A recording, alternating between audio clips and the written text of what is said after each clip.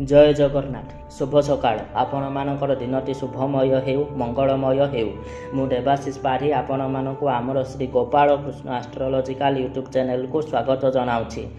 आजिर विशेष तथ्य उपस्थापन होची मे 2025 मकर राशि जन्मित व्यक्ति विशेष मानकर मासिक राशिफल। आपण माने जदि अन्य कौनसी भी राशिफल जानिबा पई चाहुचंती तेबे आम वीडियोर लास्ट रे वीडियो आइकन दिया जाइछि सेही वीडियो आइकन को क्लिक करी जांतु एवं अन्य जेकोसी भी राशिर मासिक राशिफल देखंतु।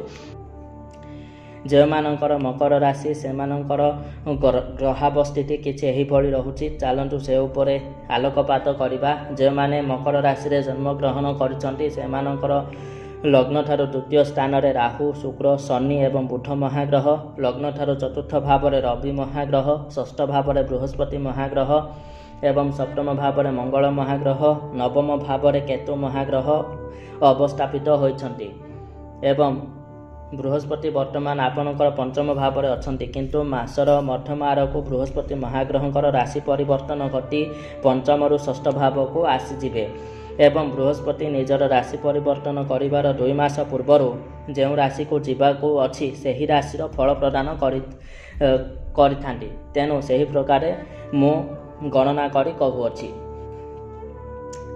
मकर राशि जन्मित व्यक्ति विशेष मानक पई एही मासटी ग्रहावस्थिति रे परिवर्तन हेतु किछिटा परिवर्तन आसुअछि, किछिटा घात प्रतिघात दे आपण को गति करबाकू पड़िबो, किछि नवा चैलेंजेस रो सम्मुखीन हेबाकू पड़िबो एवं अति सावधानतार सहित कालातिपात करबाकू पड़िबो। आपणकर बाक चातुरी बाक सिद्धि उपरे दुष्प्रभाव पड़िबार देखा जाउछि, जेपरि कि राहु शुक्र शनि बुध भली पाप ग्रह अत्यधिक पाप ग्रह माने आपणकर बाणी एवं कथा कहवा शैली को प्रभावित करेंगे। तेणु आपण बहुत शीघ्र रागी जीवे एवं रागी जाई कौनसी भी कथा अन्य मानक कहे जहाँकि अन्य मानक को पसंद हेबो नाही। तेणु आपण टिके जगी रखी चलिबा पई चेष्टा करंतु एवं कौनसी भी गुरुत्वपूर्ण विषय उपरे आलोचना करिबा समय रे भल भाबरे भाबी चिंती कथाबार्ता हुअन्तु।